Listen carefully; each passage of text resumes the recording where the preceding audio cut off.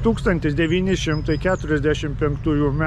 balandžio 20 dieną gerai įsimiegojęs Hitleris atsikėlė savo bunkeryje, pažaidė su savo šunimi vilkšuniu Blonde ir nuėjo priimti sveikinimų savo gimtadienio proga.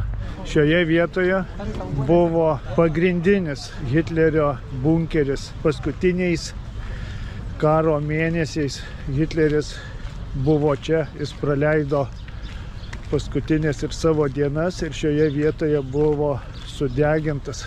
Vokietija nusprendė, kad nebūtų jokių garbinimų ir visų kitų dalykų, bunkerį sunaikinti, jį išmontavo, užpylė žemėmis ir įrengė šioje vietoje mašinų stovėjimo aikštelę. Šioje vietoje Eva Braun su Hitlerio sekretore išvesdavo Hitlerio šunį pasivaikščioti. Deja, ilgai negalėdavo būti lauke, nes jau tuo metu prieš pat rusams užimant Berlyną šaudydavo visur artilerija. Karo pabaigoje Blondė buvo Adolfo Hitlerio vokiečių aviganis. Hitleris pasiliko šunį net persikėlus į bunkerį esantį po Reicho pirmosios kanceliarijos sodų. Bunkeryje taip pat buvo ir Evos Braun, 2 škotų terjerų šunys. Hitleris labai mėgo Blondį, laikė ją šalia ir leido miegoti net savo lovoje bunkeryje. Balandžio 20 dieną nacių lyderiui sukako 56 metai. Jis vis dar buvo Vokietijos kancleris ir tautos fiureris. Pavalgęs jis pakilo į Reicho kanceliarijos sodą, kur pasitiko grupelę jaunuolių pasižymėjusių nuožmioje kovoje su sovietais. Visi jie buvo vaikai 14-18 metų. Čia kažkur Hitleris buvo išėjęs ir apdovanojęs jauniausius savo kareivius, kurie naikino rusų tankus. Tie kareiviai buvo vaikai nuo 14 metų, galbūt iki 18. Tai va štai tokia buvo paskutinė apdovanota Hitlerio armija. Susikūprinęs, susenęs, įsisupęs į sunkų tamsiai pilką paltą, jis judėjo palei išsirikiavusius jaunuolius, paplekšnodamas per skruostus, burbėdamas nuvalkiotas frazes ir įteikdamas jiems geležinius kryžius. Po trumpos kalbos Hitleris susitikimą užbaigė. Visai netoli nuo čia yra buvusi Reicho kanceliarija ir bunkeris buvo sujungtas su Reicho kanceliarija tuneliu. Hitleris į tą vietą ir nuėjo priimti sveikinimus savo gimtadienio proga. Hitleris tuomet išnyko savo kanceliarijos bunkerio labirintuose priimti gimtadienio sveikinimų iš savo aplinkos žmonių. Hitlerį sveikino admirolai Reideris ir Dionecas, SS vadas Himmleris ir kiti artimi jo aplinkos žmonės. Pasiekė ir Musolinio sveikinimo telegramą, dabar jau sumenkusio Italijos vado vadinamo Dučės vardu. Vakare bunkeryje pasivaišinti gėrimai susirinko keli jo vidinės aplinkos žmonės. Anot Hitlerio piloto Hanso Brauno buvo labai liūdna ir niūru. Asmeninis fiurerio sekretorius Bormanas savo dienoraštyje užrašė: Fiurerio gimtadienis visai nedvelkė gimtadienio nuotaikomis. Tai nė kiek nepriminė Hitlerio gimtadienio prieš 6 metus 1939 metais. Hitleris buvo pačioje prestižo ir galios viršūnėje, o jos sostinė buvo ideali vieta paradams, šventėms bei ceremonijoms. 39 metai buvo paskutinis viešas jo gimtadienis prieš prasidedant Antrajam pasauliniui karui, kuris kilo tų pačių metų rugsėjo 1 dieną. Berlyne buvo surengtas vienas didžiausių nacių paradų. Tai buvo masinis karinis paradas, kuriame dalyvavo apie 40 000 karių ir milžiniškas technikos kiekis – tankai, artilerija, sunkvežimiai. Parade pademonstruota naujoji Wehrmachto galia. Šventė vyko prie Reicho kanceliarijos, kur Hitleris priėmė svečius ir kariuomenės vadus. Vokietijos miestai ir organizacijos siuntė brangias dovanas, meno kūrinius, statulas, rankdarbius. Reicho vyriausybė Hitlerio garbei pastatė Fiurerio gimtadienio paviljoną, kuriame eksponavo šias dovanas. Šis gimtadienis buvo ne tik asmeninė šventė, jis turėjo milžinišką propagandinę vertę. Jo metu Josefas Gebelsas parengė filmus ir plakatų kompanijas, kurios Hitlerį vaizdavo kaip istorijos didvyrį.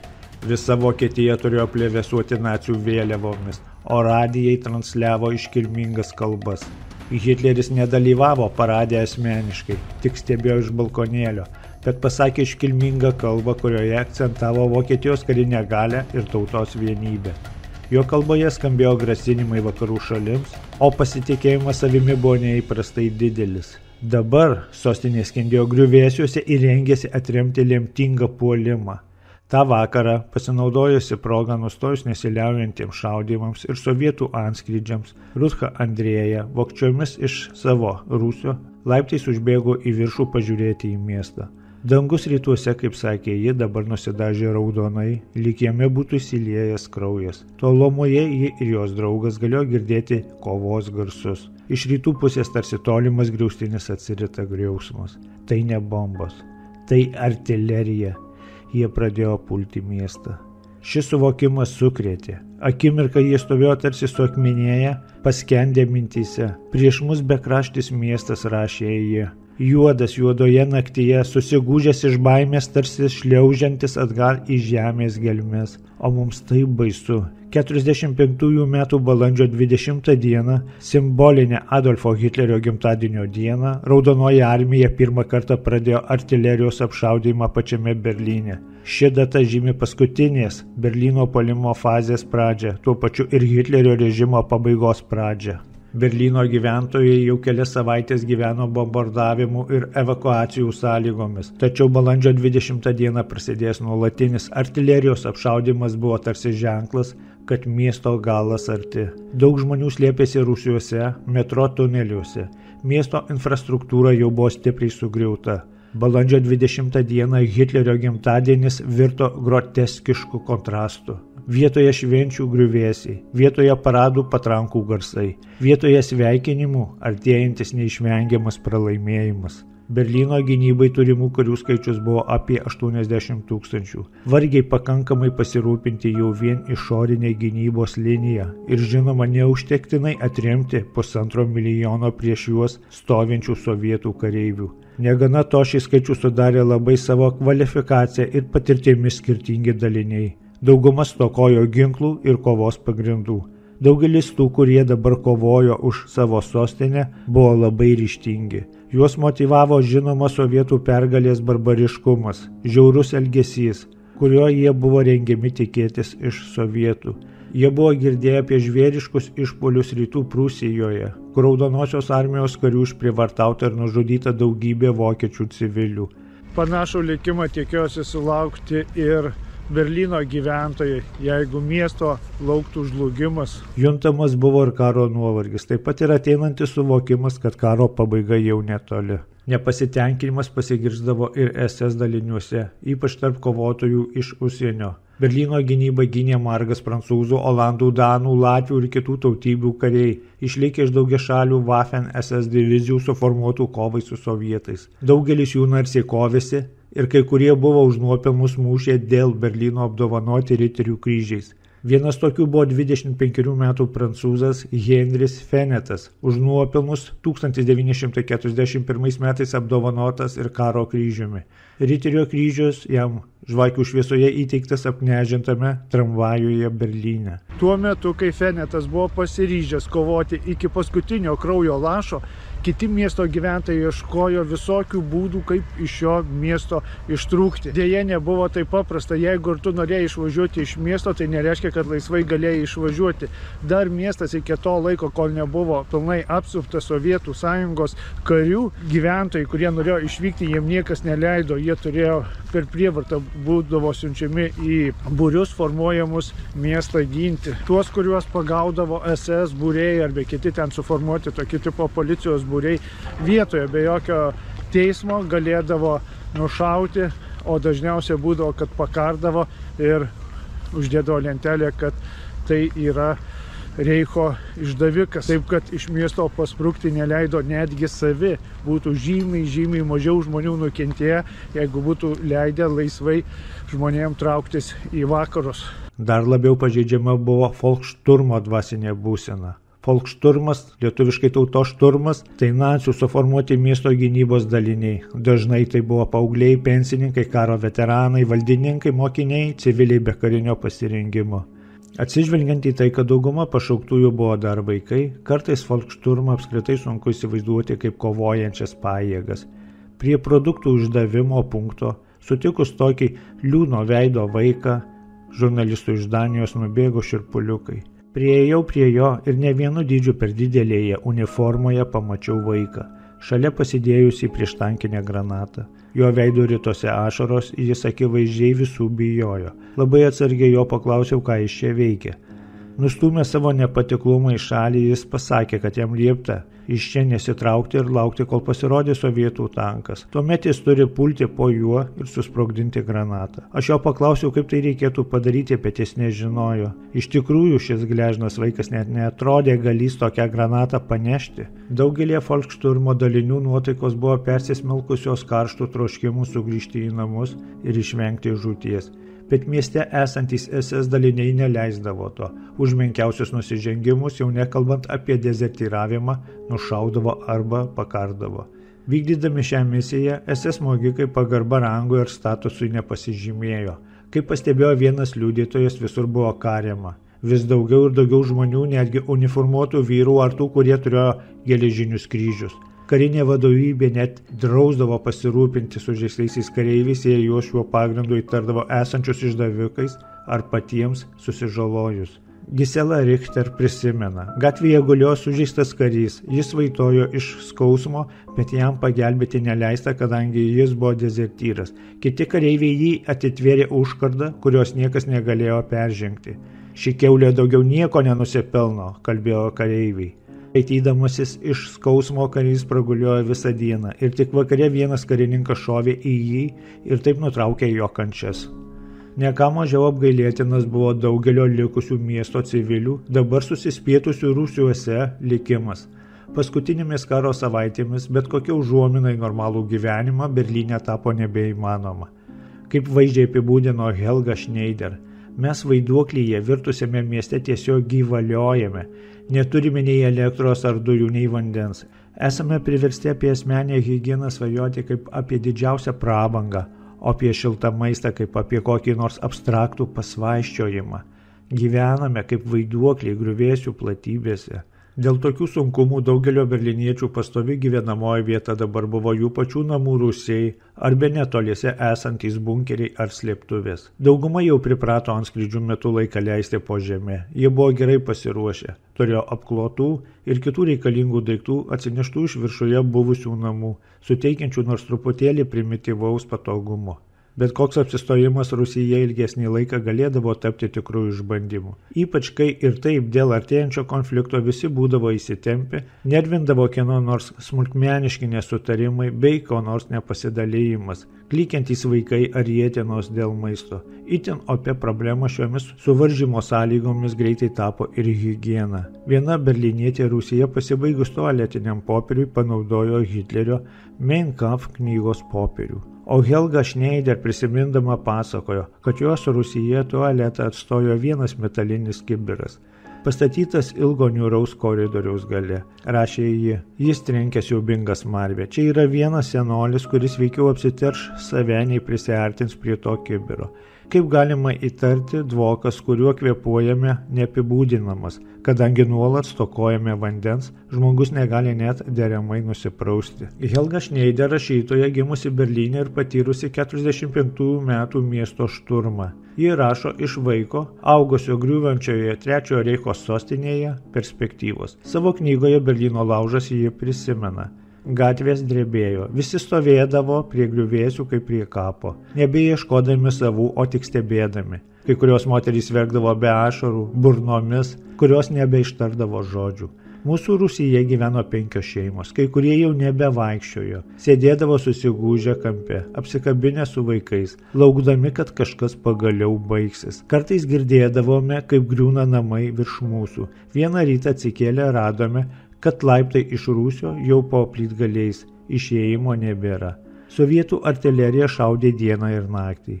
Dulkės nuo sprogimų buvo tokios tirštos, kad atrodė, jog niekada nebegrįš šviesa.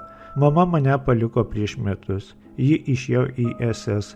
Tėtė sakė, kad ji dirba stovykloje. Aš nežinojau, kas tai, bet dabar stovykla atėjo pas mus. Ne ką geresnė padėtis buvo ir viešuosiuose bunkeriuose. Pavyzdžiui, gynybiniai bokštai netrukus tapo sausakimši. Čia tarp nuogų betoninių sienų bei laiptinėse glaudėsi apie 30 000 Berlyno gyventojų. Apie būtiniausią žmogaus asmeninę higieną negalėjo būti nė kalbos. Maisto te buvo trupiniai, vyko dažnos savižudybės. Kartą pastebėtos tiesiai it stygos, kurį laiką sėdinčios dvi senyvos moterys. Abi buvo išgėrusios nuodų ir jau mirusios keletą dienų.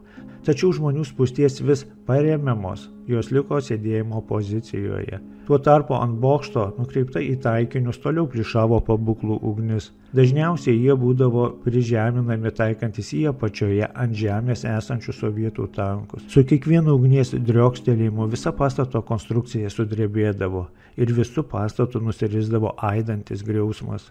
Lipu į vieną iš gynybinių miesto bokštą. Yra kaip kurie išlikę. Aplink Berlyną buvo daug tokių gynybinių bokštų. Jie dažniausiai buvo skirti priešlėktuviniai, tokia kaip oro gynyba. Bet vėliau, kada jau rusai veržėsi į miestą, nuo viršaus patrankos būdavo nukreipiamos ir į sausumą, į tankus ir į kitas vietas. Berlyne yra tik tais 2 bokštai išlikę. Vienas iš jų čia. Bet ir tai dalis jo yra sunaikinta. Išlikusios tokios aikštelės, kur buvo pabūklai, kurie šaudė į lėktuvus. Taip pat čia slėpdavosi labai daug žmonių. Vienas iš bokštų, kuris buvo pats didžiausias prie Berlyno zoologijos sodo, jame galėjo slėptis gyventojų, kada jau buvo stipriai bombarduojamas Berlynas, o Berlyną labai stipriai sąjungininkai bombarduodavo, tai daugiausia sulaukęs antskrydžių miestas Vokietijoje. Taigi tenais galėdavo tilpti net iki 30 000 gyventojų tame bunkeryje.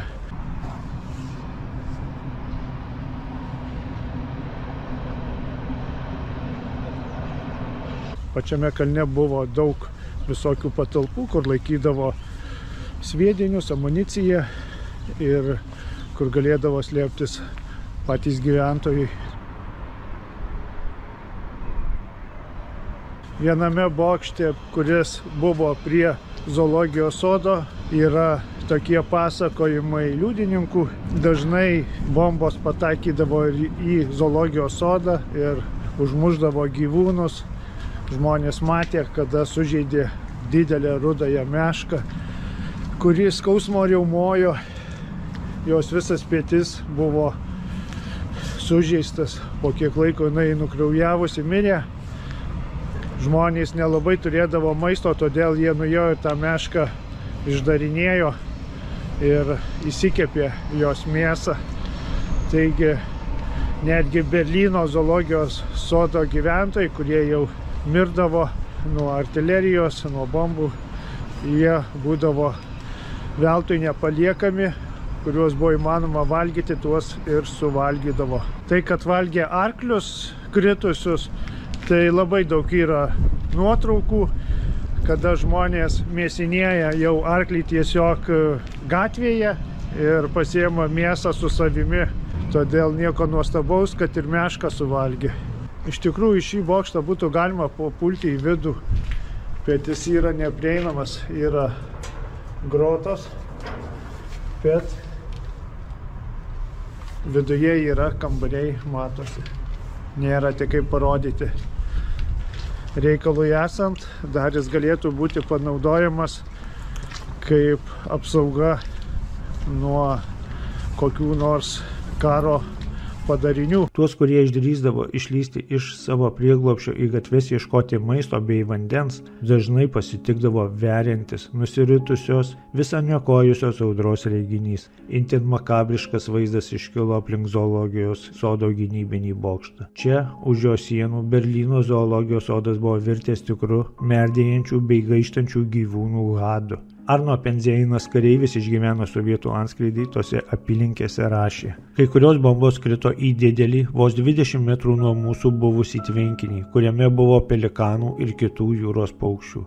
Mums kaip reikiant šiukštelėjo jo vandens, bet tai nebuvo labai nemalonu, kol prieš akis kaip tik tuo momentu nepradėjo kristi į orą išlėkę kai kurie stambus negyvi paukščiai. Narve stipriai kraujavo didžiulį rudoji meška su žaizda petyje.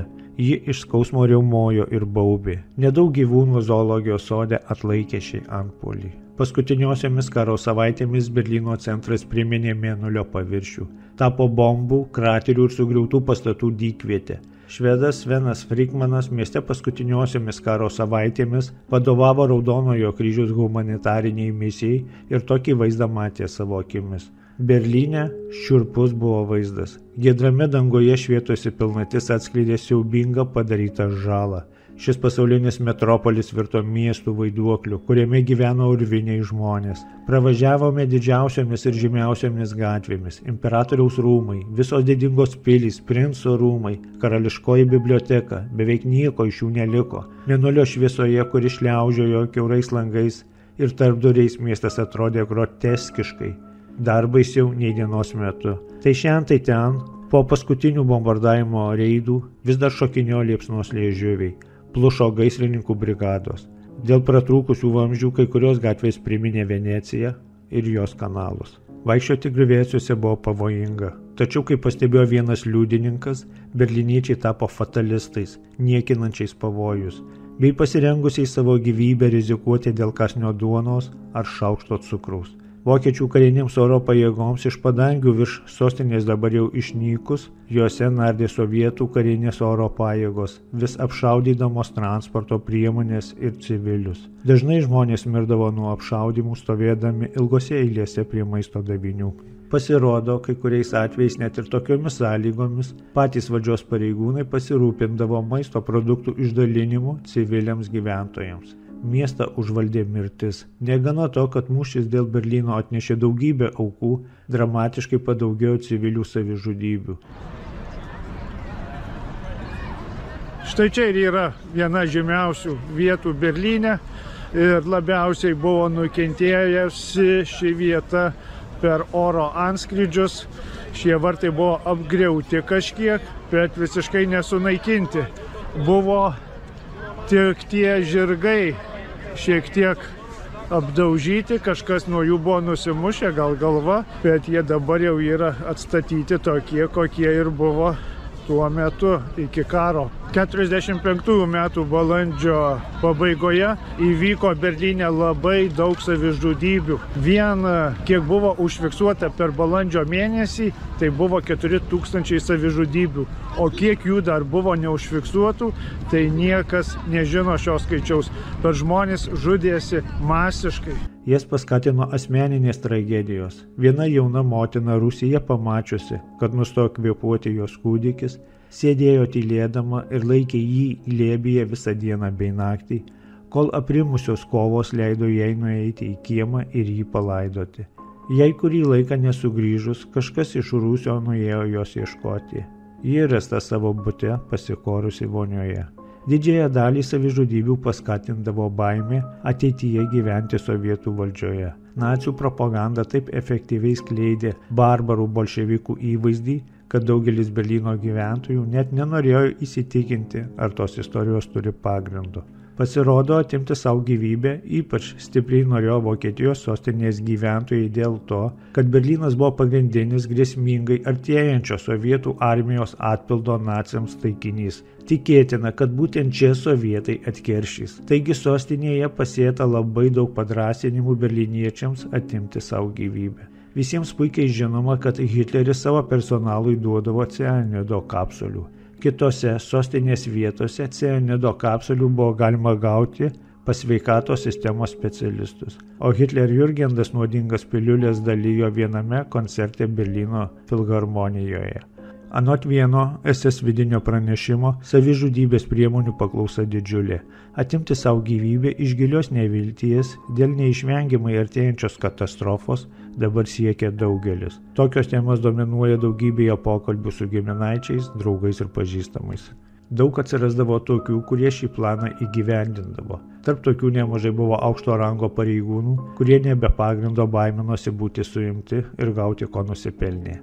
Hitlerio gydytojas Robertas Gravicas buvo vienas pagrindinių kurstytojų, vystant holokausto idėją bei atliekant medicininius eksperimentus su koncentracijos stovyklų kaliniais. Todėl pakliūti sovietams į rankas bijojo pagrįstai. Balandžio 24 dieną su žmona ir 2 vaikais atsisėdęs prie vakarienės stalo savo Babelsbergo viloje po stalu susprogdino 2 rankinės granatas. Tačiau dažniausiai savižudybės griebdavosi paprasti Berlyno gyventojai, iškamuoti daug kasdieniškesnių vargų. Nepakėlusi minties, kad reiks kęsti artėjančią kovą, Erna Masov laiptinėje iššoko iš 4 aukšto. Hanna Forberseller, nunuodijusi savo 8-metę dukterį, pati perdozavo raminamųjų, kadangi bijojo, kad fronte kariaujantis vyras nesugebės jų apginti nuo rusų. Nušovusi 2 savo sūnus ir perpjovusi dukteriai gerklę, nusišovė ponia H. Mokytoja panelė K pasikorė. Ji buvo nacė. Gerai, kad nebuvo dujų, priešingų atveju būtų nusižudę daug daugiau žmonių. Galbūt nebūtų ir mūsų, apie tai rašė Berlyno gyventoja savo dienoraštyje. Vien tik per balandžio mėnesį sostinėje pranešta apie 4000 savižudybių. Dar daugiau būtų atvejų, apie kuriuos nepranešta. Įsisiubavus Berlyno apsupčiai ir apgulčiai, oficiali registravimo mirusiųjų surinkimo bei laidojimo sistema subyrėjo. Kaip pažymėjo vienas žurnalistas, visur galėjai pamatyti rankiniais vežimėliais ar karučiais pačių gedinčių šeimų vežamus į popierių suvyniotus lavonus. Kūnai laidoti ten, kur tik buvo galima rasti vietos. Soduose ir parkuose, rašė vienas Berlyno gyventojas, visur kapai ir kryžiai. Kadangi nebuvo karstų, mirusieji dažnai suvynioti tiesiog į laikraščius ar antklodės, ar netgi paliekami gulėti ten, kur krito. Dvokas buvo toks siaubingas, rašyta vienuose atsiminimuose, kad žmonės gatvėse nuo jo alpdavo. Mirusiųjų laidojimas buvo sunki užduotis. Vienam berlyniečiui nusprendusiam palaidoti savo nusižudžiusius kaimynus, jie gulėjo kambaryje, rašė jis, tarp patalų, skudurų, išmėtytų indų ir visokio kitokio šlamšto. Visi 3 nusišovė į galvas ir skendėjo kraujo klane. Siaubingas darbas buvo juos iš čia išnešti. Toliau laukė savi keblumai, ypač žinant, kad bet koks ilgesnis užsibuvimas lauke galėjo patraukti Raudonosios armijos kareivių dėmesį. Kartą 4 civiliai tapo minosvaidžio aukomis, bandydami palaidoti iš rūsio išneštą lavoną. 3 vyrai žuvo vietoje, rašė vienas liudininkas, o 4 sprogimo nublokštas ant žemės, šiaip netaip atsisėdo apimtas šoko, apsidairė ir krito aukštielninkas negyvas. Netrukus matyti mirusiųjų kūnus tapo įprastu reiškiniu. Vienas jaunas kareivis pamatė iš gretimai susidegusio rūsio rankinėme vežimėlyje vežamus 2 lavonus. Visi jie dar degė, prisimindamas pasakojo jis. Veidai jau buvo beveik suanglėję, rūbai virtę pelenais. Niekada nebuvau matęs tokio šiurpaus vaizdo. Tai, kas jį nustebino, buvo jo paties reakcija. Šis vaizdas manęs per daug nešokiravo. Viskas aplink tarsi sapne, reikėjo prisitaikyti prie aplinkybių. Artėjant fronto linijai, berlyniečiai turėjo kęsti siaubingą artilerijos griausmą, bet fronto linija artėjo neišvengiamai ir jinai turėjo kirsti bet kurį pastatą. To labiausiai ir bijojo Berlyno žmonės. Susispietę Rusiuose Berlyno žmonės dažnai neįsivaizdavo, koks laikinas pragaras virė už sienų, tačiau be jokios abejonės jie galėjo jausti ir girdėti. Tik pasitraukus vokiečių kareiviams pasirodė sovietai. Daugelis amžininkų labai ryškiai prisimena momentą, kai pirmą kartą išvydo Raudonosios armijos kareiviai. Vaizdas varė siaubą, rašė vienas liudytojas. Sėdėdavo jie aukštai, užsiropštę ant savo tankų, atkištais pabūklais nusitaikė į pravažiuojamus namus. Jų veidai gazdina, rašė vienas berlynietis. Jie azijiečiai, siauraakiai, atsikišusiais skruostikauliais, iš po piločių kišo riebaluoti plaukai. Šalia viso pradinio šoko daugeliu pirmasis susidūrimas su sovietų kareiviais paprastai praeidavo ramiai. Pirmajam ešalonui labiausiai rūpėjo šniukštinėti teritoriją ir įsitikinti, ar čia niekur nesislėpė priešų kareiviai. Visai kas kita buvo vėliau pasirodę kareiviai, kurie jau reikalavo daugiau. Apie 8 val. Ryto į mūsų namus atėjo pirmieji rusai, rašė Enstas Smitas. Nutaikę kulkosvaidį ėmė kamantinėti. Laikrodis. pistoletas. Po 10 minučių pasirodė kitas būrys. Ir vėl tie patys klausimai, ypač grėsmingas laikrodžių reikalavimas. Rytui pasistomėjus svečiai kaip reikiant įsisiūbavo. Viena kompanija tuštino vyno lentynas ir čia pat visų akivaizdoje daužė butelius. Ir taip vieną po kito. Visada tas pats šnapso ir laikrodžių reikalavimas. Sovietų kareivių manija laikrodžiams tapo visiems iki skausmo pažįstama. Daugelis ant rankos susikraudavo jų ne vieną, vyriškus ir moteriškus, o paskui tarpusavėje godžiai lygindavo. Kaip ir daugelis vokiečių, Berlyne nuo laikrodžio buvo išlaisvintas ir Hitlerio pilotas Hansas Bauras. Mano aviatoriaus laikrodis prikimštas pažangiausių įtaisų kareivį itin pradžiugino. Be jokios abejonės jis buvo pranašesnis už visus kitus 10 ar 12 jau jo turimų laikrodžių. Bent jau tai buvo galima įskaityti patenkintame jo veide. Tie, kurie priešginiavo, galėjo tikėtis grubaus atkirčio ar sumušimų. Viena moteris iš Friedenau, atsisakiusi savo laikrodį atiduoti sovietų kareiviui, buvo nušauta.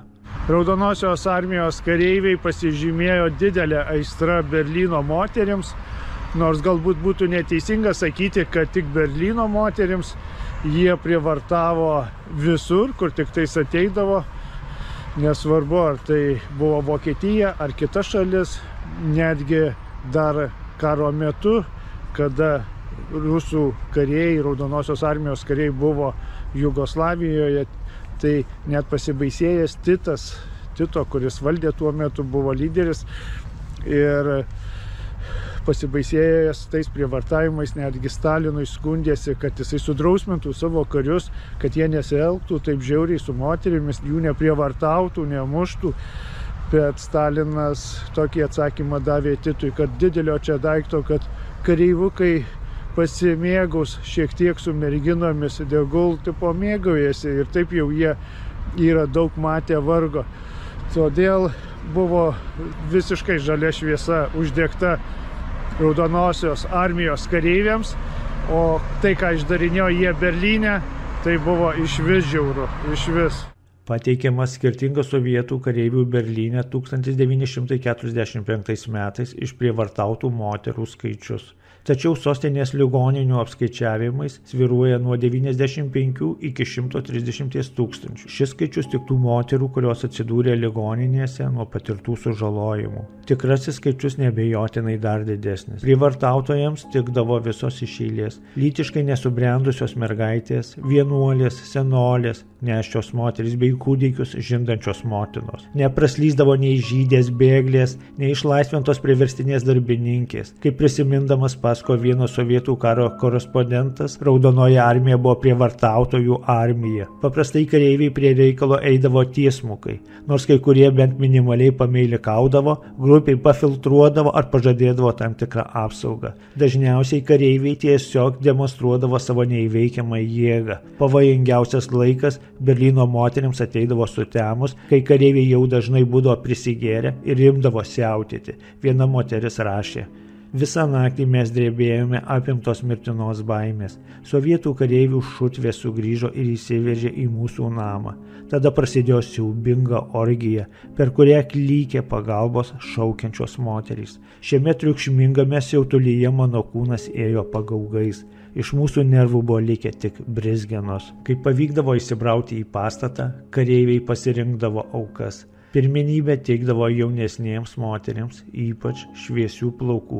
Rinkdavosi ir apvalesnių formų, kadangi tokios moterys buvo laikomos veikesnėmis nei lieknosios. Viena moteris prisimena sceną į jų rūsį įsliūkinus sovietų kareiviui. Svirduliuodamas nuo vienos atraminės sijos prie kitos, jis prožektoriumi pasišviečia veidus, iš viso apžiūri apie 40 žmonių, kiekvieną kartą stabtelėdamas ties moterimi ir leisdamas ant jos veido šviesai lietis kelias sekundės. Šviesos ruožas sustoja ties 18-metę Stenchen, gulinčią atlošiamoje kėdėje, jos galva apvyniota tviskančiai baltų tvarsčių. Kiek metų, vokiškai grėsmingų balsų užbaubė Ivanas, niekas neatsako. Mergaitė čia guli tarsi suakmenėjusi. Rusas pakartoja klausimą, dabar jau riaumodamas ir niršdamas, kiek metų. Po tokio tardymo eidavo žodžiai: Frau Kom, moterie, eik čia. reiškiantys galutinį pasirinkimą. Kartais norėdamos apsaugoti jaunesnės aukas, vietoje jų savanoriškai pasisiūlydavo vyresnės moterys. Deja, įvertinus gatvėse siautėjančių kareivių skaičių, bet koks atidėjimas geriausiu atveju buvo laikinas. Daugeliu atveju aukų pasirinkimas priminė laukinę žmogiškojo grobio medžioklę. Kareiviai dažnai sugrįždavo naktį į pastatus, kuriuose moteris pamatydavo dieną. Kai kurios jaunos moterys pasislėpusios ištūnodavo valandas, kol pastatą ieškodami jų šukuodavo kareiviai. Jas galėdavo išduoti vienas kostelėjimas ar girkštelėjusios grindys. Kryžminėje ugnyje jau sužeista 16 metų medicinos seselės padėjėja Gisela Stengė kartą prie sienos prirėmė sovietų kareivis ir jau buvo nustūmęs ją ant žemės viename apleistame name. Nuspėdama užpuoliko ketinimus, ji pasipriešino iš visų jėgų spyrusi kareivių į kirkšnį. Jis rėkė, jam į pagalbą atlėkė kitas kareivis ir mane prispaudė. Jau maniau, kad atėjo paskutinės akimirkos. Spardė į veidą, pajutau, kaip iš burnos su srūvančiu krauju byra dantys. Laimiai kareivis išgirdo kažkokį triukšmą ir mane paliko. Netekau keletos dantų, kiti buvo nuskelti, tačiau viską nustelbė mintis, bent jau apgyniau savo garbę. Patekus į kareivių letenas rizikuota ne tik savo garbė. Tie, kurie išdrįsdavo pasipriešinti, galėjo būti nužudyti. Kartą nušautas vienas Berlyno teisininkas, bandęs nuo Raudonosios armijos kareivių apginti savo žydę žmoną. Mirdamas jis matė, kaip ji visos gaujos buvo prievartaujama. Taip pat dažnas reiškinys buvo žeminimai, užgauliojimai ir fizinis smurtas. 3 rusų kareiviai išprievartavę vieną jauną merginą nusiaubė jos buto virtuvę ir radę marmaledo bei kavos pakaitalo šemase ištiepė savo aukos plaukus. Kartą sovietų kareiviai eilėje prie kepyklos išsirinko jaunas moteris, tada su jomis nuėjo į vidų. Vienas liudininkas prisimena, po kurio laiko atsidaro durys ir pasirodo keliais kepalais duonos nešina mergina. Visiems tapo aišku, už ką jai taip dosniai atsilyginta. Daugelis Berlyno gyventojų sugalvojo, kaip nepageidaujamo dėmesio išvengti. Dar vienos merginos besiglaudžiančios Rusiją savo slėptuvę įrengė taip, kad jie atrodytų kaip Raudonojo kryžiaus medicinos punktas, aprūpintas tvarsčiais, bintų, vata, tuščiais džemo indais bei veido kremų indeliais, pažymėtais neva juose tepalai ir gydomieji balzamai. Šalia to moteris pasistengdavo atrodyti kiek įmanoma nepatraukliau. Įsitepdavome anglies dulkėmis veidus, galvas apsivyniodavome senais karmalais, tai buvo mūsų Ivanams skirtas makijažas. Kai kurios įsigalvodavo ligų, populiariausia buvo skarlatina, o jaunesnės merginos nusirėždavo plaukus, vilkėdavo kelnes ir taip apsimesdavo berniukais. Dar gudresnė buvo 19-metė Margot Hachneman. Kelis kartus iki tol sėkmingai ištrūkusi nuo sovietų kareivių, kartą ji Rusija buvo vienintelė likusi jauna moteris. Siekdama išvengti užpuolimų, rašė ji, kartais apsimesdavau, kad esu pamišėlė. Pindavausi kasas, vartydavau akis, visaip vaipydavausi, taškydavausi seilėmis ir vapėdavau nesąmonės. Ir man iš tikrųjų pavykdavo kareivius atbaidyti. Tačiau daugumai netaip sekėsi, o gal ir stiko išradingumo, todėl joms tekdavo bauginanti ir žeminanti patirtis. Viena auka po savo kančios dienoraštyje rašė: jaučiuosi tokia purvina, nenoriu nieko liesti, o mažiausiai savo pačios odą. Viską galėčiau atiduoti už vonę ar bent jau muilą ir gerą kiekį vandens. Kada visa tai liausis? Kas iš mūsų liks? Spėjama, kad apie 10% išprievartautų moterų pasirinko savižudybę. Nesuskaičiuojama daugybė kitų pasiekmių naštą nešė visą likusį gyvenimą, lydėjo gėdą, nesėkmingos santuokos, intymumo baimės. Kai kurioms atsikratyti šios stigmos buvo dar sunkiau. Apytikriai nustatyta, kad 5% Berlyne 46 metais gimusių vaikų buvo vadinamieji rusenkinderiai, sovietų kareivių prievartos vaisiai. Jau ir taip sužalotiems karo patirties bei bendrininkavimo su nacių režimu daugeliui berlyniečių šis papildomas pažeminimas buvo nepakeliamas. Turiu nuolatos save tramdyti, prisimindama pasakojo viena jų, kad galėčiau gyventi. Galiausiai tai, kad daugelis Berlyno gyventojų prisimena ryškiausiai, buvo staiga stojusi tyla.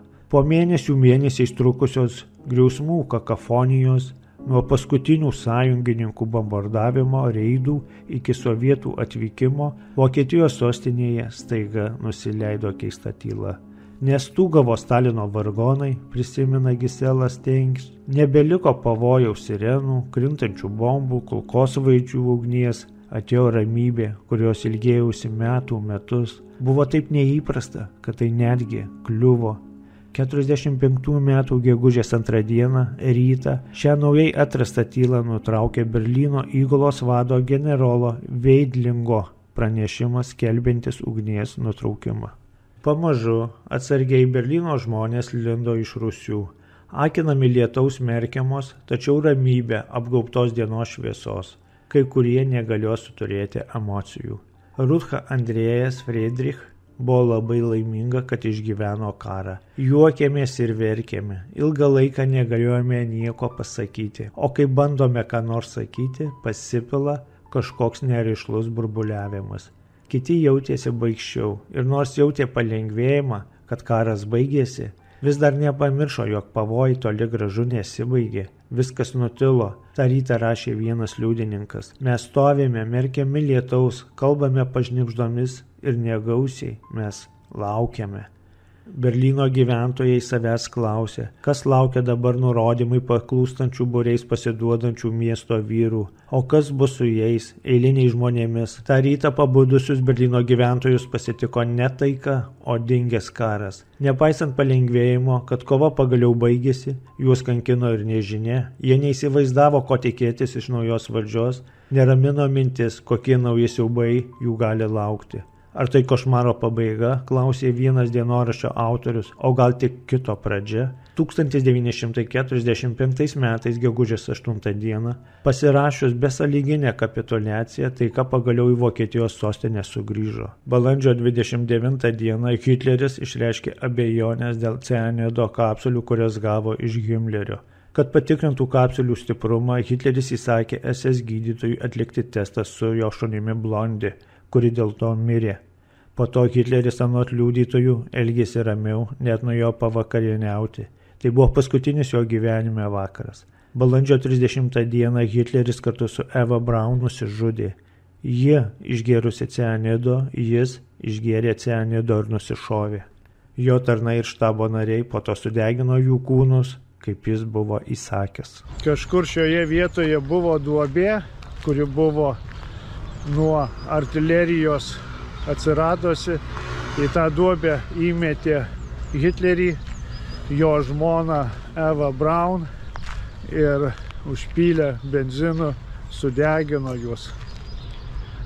Taip pat ir netoliese Hitlerio palaikų po kelių dienų nusišovė Gebelsas su savo žmona. Prieš tai žmona nužudė savo 6 mažus vaikus, duodama jiems nuodų, ir tada jie nusižudė. Juos taip pat sudegino šalia Hitlerio. Tuo ir baigiu šį pasakojimą ir jeigu jums patiko, aš labai dėkingas, kad jūs komentuojate, spaudžiate patinka ir ypatingai dėkoju savo Contribui rėmėjams, kurie remia mane ir tokiu būdu aš galiu kurti štai tokius video. Atsisveikinu su jumis iki sekančio karto. Likite sveiki, kaip visada, geriausi linkėjimai jums visiems nuo manęs. Ate.